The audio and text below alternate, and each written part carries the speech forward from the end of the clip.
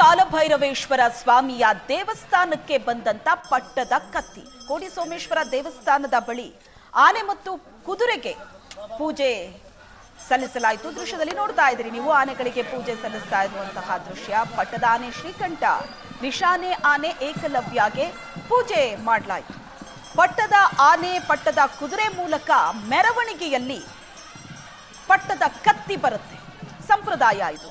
ಕೋಡಿ ಕಾಲಭೈರವೇಶ್ವರ ಸ್ವಾಮಿಯ ದೇವಸ್ಥಾನಕ್ಕೆ ಪಟ್ಟದ ಆನೆ ಮತ್ತು ಪಟ್ಟದ ಕುದುರೆಯ ಮೂಲಕ ಮೆರವಣಿಗೆಯಲ್ಲಿ ಕತ್ತಿಯನ್ನ ತರಲಾಗುತ್ತೆ.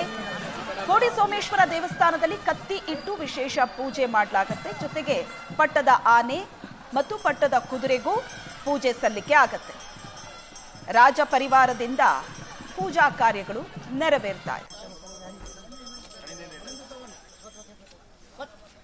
ಸಾಂಸ್ಕೃತಿಕ ನಗರಿ ಮೈಸೂರು ದಸರಾ ಮಹೋತ್ಸವ ಮಾವುತ ಕಾವಾಡಿ ಕುಟುಂಬಕ್ಕೆ ಉಪಹಾರದ ವ್ಯವಸ್ಥೆಯನ್ನ ಕೇಂದ್ರ ಸಚಿವೆ ಶೋಭಾ ಕರಂದ್ಲಾಜೆ ಮಾಡಿದ್ದಾರೆ. ದೃಶ್ಯದಲ್ಲಿ ನೋಡ್ತಾ ಇದ್ದೀರಿ.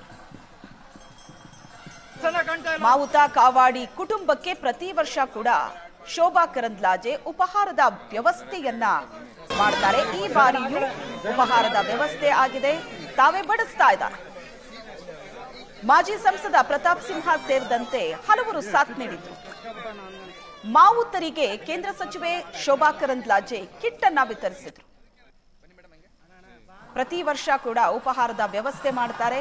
ಮಾವುತರಿಗೆ ಆಹಾರದ ಕಿಟ್ಗಳನ್ನ ನೀಡ್ತಾರೆ. ಸಾಂಸ್ಕೃತಿಕ ನಗರಿ ಮೈಸೂರು ದಸರಾ ಮಹೋತ್ಸವ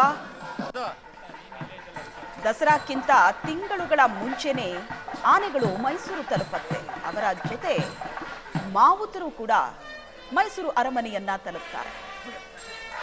ದಸರಾ ಸಂದರ್ಭದಲ್ಲಿ ಕಾಡಿನಿಂದ ಬರುವಂತಹ ಮಾವುತರ ಕುಟುಂಬಕ್ಕೆ ಉಪಹಾರದ ವ್ಯವಸ್ಥೆಯನ್ನ ಪ್ರತಿ ವರ್ಷ ಕೇಂದ್ರ ಸಚಿವೆ ಶೋಭಾ ಕರಂದ್ಲಾಜೆ ಅವರು ಮಾಡ್ತಾರೆ. ಈ ಬಾರಿಯೂ ಕೂಡ ಉಪಹಾರದ ವ್ಯವಸ್ಥೆ ತಾವೇ ಬಡಿಸ್ತಾ ಇದ್ದಾರೆ. ಜೊತೆಗೆ ಮಾವುತರಿಗೆ ಕಿಟ್ ಕೂಡ ವಿತರಿಸಿದ್ರು ಕೇಂದ್ರ ಸಚಿವೆ.